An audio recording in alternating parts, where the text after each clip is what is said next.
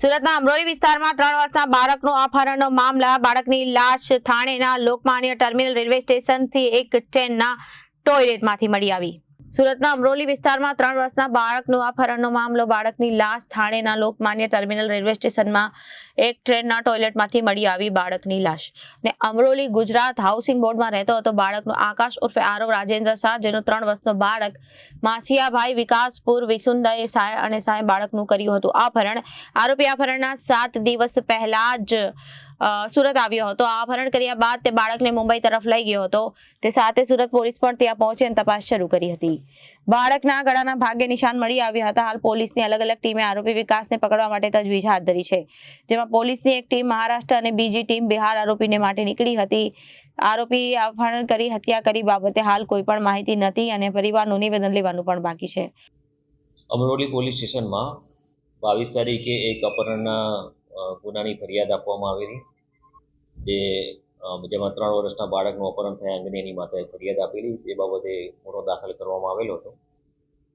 એ બાબતે local police station દ્વારા CCTV ફૂટેજને check કરતા એમના જે ફરિયાદી છે એની બહેનનો દીકરો છે, વિકાસ નામ છે, એની સાથે આ બાળક લઈ જતો હોવાનું દેખાયેલું હતું. અને ત્યારબાદ એ જે આરોપી છે વિકાસ, એ ફરિયાદીનો મોબાઈલ લઈ ગયેલા હતા, જેનું લોકેશન 7:30 વાગ્યાની આજુબાજુ આવતા એ મુંબઈ બાજુ હોવાનું પ્રાથમિક તબક્કે જણાયેલું હતું.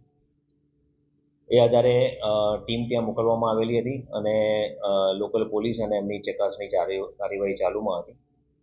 અને ત્યારબાદ જે લોકમાન્ય તિલક ટર્મિનલ સ્ટેશન છે મુંબઈમાં, ત્યાં ગાડીમાંથી જે ટોયલેટ હોય છે એમાંથી આ બાળકની ડેડ બોડી મળી આવેલી. પ્રાથમિક તબક્કે જોતાં એના ગળે દોરડું બાંધેલું હોય એવું, રસ્સો બાંધેલો એવું જણાઈ આવેલું હતું. ત્યાં લોકલ પોલીસ દ્વારા પીએમને કરાવવામાં આવેલું હતું અને પીએમની યાદી એને મોકલી આપવામાં આવેલી છે. હાલમાં અત્યારે પીએમમાં જે કોઝ ઓફ ડેથ દર્શાવેલું છે એ આધારે બીએનએસની કલમ 103(1) નો ઉમેરો કરવાની કાર્યવાહી ચાલુમાં છે. અને સીસીટીવી ફૂટેજ અને જે બાકી ટેકનિકલ સર્વેલન્સના આધારે આ જે બનાવ છે એમાં એમના ફરિયાદીની બહેનનો દીકરો છે વિકાસ, એ એમાં સંડોવાયેલો હોવાનું પ્રાથમિક તબક્કે જણાય છે. એ બાબતે તપાસની કામગીરી ચાલુમાં છે. હાલમાં અત્યારે અમારી પાસે જે 2 એમની લોકેશન હોવાની શક્યતા છે. એક એના ફાધર છે ત્યાં કામ કરે છે નાસિક, તો એક ત્યાં આગળ ટીમ મોકલેલી છે અને એક એનું મૂળ વતન છે ત્યાં પણ સંપર્ક કરેલો છે કે મૂળ વતન બિહાર છે, ત્યાં એ જઈ શકે છે કે કેમ.